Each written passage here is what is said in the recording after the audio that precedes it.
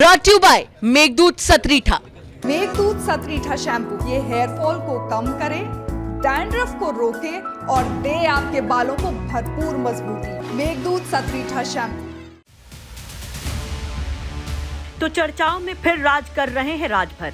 चर्चा सीएम योगी से गुपचुप मुलाकात की। कहा जा रहा है कि वाराणसी के सर्किट हाउस में ओम प्रकाश राजभर और सीएम योगी की मुलाकात हुई और करीब आधा घंटा दोनों के बीच बात हुई, जिसके बाद राजभर और बीजेपी के बीच नए रिश्ते की सुगबुगाहट और तेज हो गई।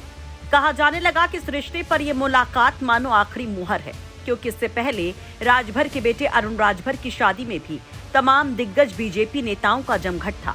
डिप्टी सीएम से लेकर संगठन के दिग्गज भी पहुंचे थे। तो क्या ये रिश्ता भी पक्का हो गया?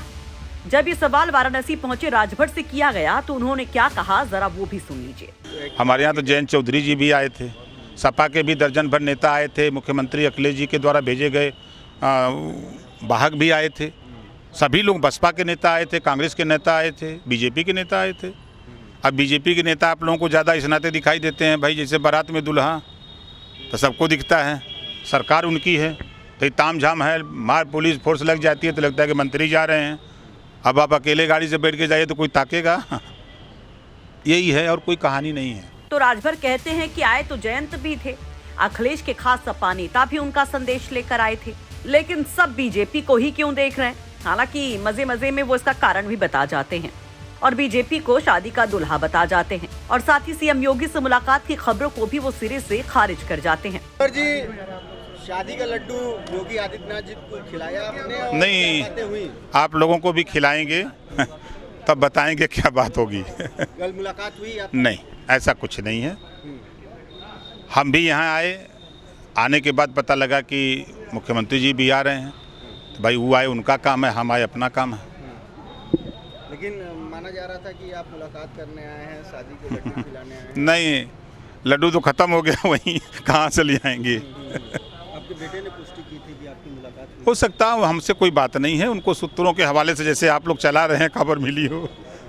तो वो सुभाषपा के नेताओं के दावे को भी खारिज करते हैं कि नहीं, मुलाकात नहीं, ये सिर्फ अफवाह है। हाँ, वो ये जरूर स्वीकारते हैं कि योगी भी सर्किट हाउस में थे अपने काम के लिए और वो थे अपने काम के लिए, लेकिन मुलाकात नहीं हुई। अब सवाल उठा कि क्या ऐसे में उन्होंने सीएम योगी से मुलाकात की कोशिश नहीं की? तो इस सवाल पर वो भड़क भी जाते हैं। नहीं, देखिए, मैं कोशिश क्यों करूं? हम कोशिश क्यों करेंगे? सवाल इस बात का है।